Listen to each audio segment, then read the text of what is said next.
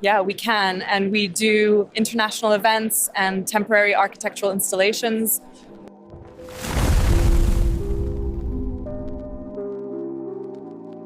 It's fascinating to hear about Lucas and the kind of global work you've undertaken. Looking at your experience, We can, and we do, work with some of the US's most established companies.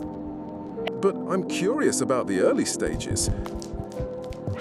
I'd say that defined the early stages, and in many ways still does. When we partnered with those names, the honest truth is, for almost every single one, we hadn't done that exact thing before. On paper, there were probably safer, more logical choices than us. You're talking about a significant leap of faith. There's no playbook that prepares you for the cultural nuance of a top-tier material manufacturer 1 month and then a global luxury designer hotel brand We the next. can and we do environmental and social brands in developing markets. And that's where the real challenge is.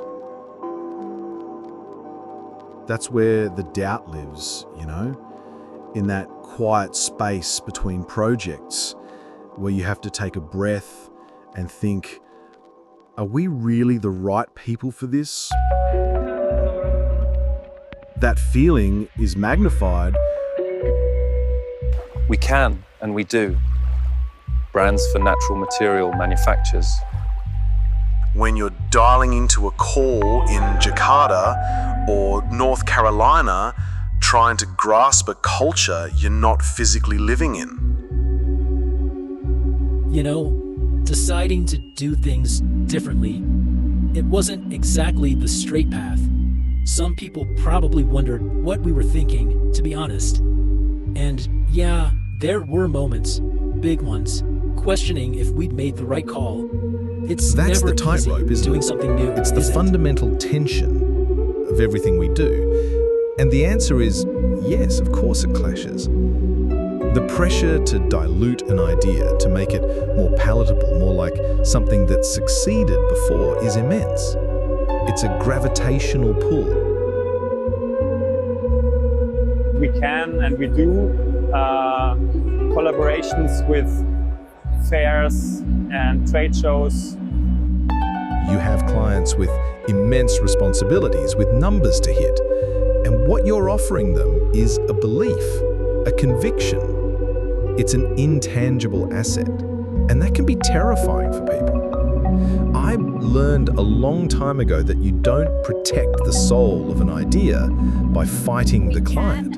You protect it by proving that the most truthful, most resonant idea is the most effective commercial path. It requires a different kind of conversation. You have to be willing to say no, not out of ego, but as a genuine act of partnership.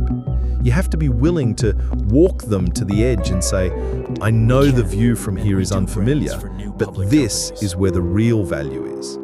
It requires a level of trust that has to be earned over and over again. And personally, yes, it's draining. To hold that line, to operate in that space of ambiguity for so long, Digital takes a transformation toll. projects with Australia's In the early largest days, I'd live and telecommunications group. die with every project, with every piece of feedback. But over time, you learn to detach your own self-worth from the outcome of a single job. You stop seeing it as a series of battles and start seeing it as a long, continuous body of work, a long conversation.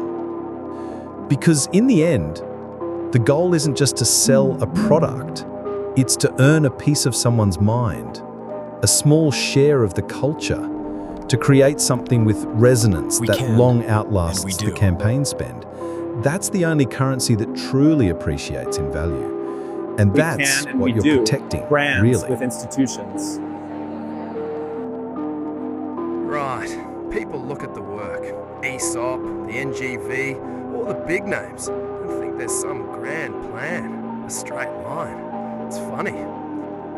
Every job was a first. You have to fly blind a bit, trying to talk sense to people in North Carolina or Jakarta when you're still on your first coffee at 3 a.m. in the morning.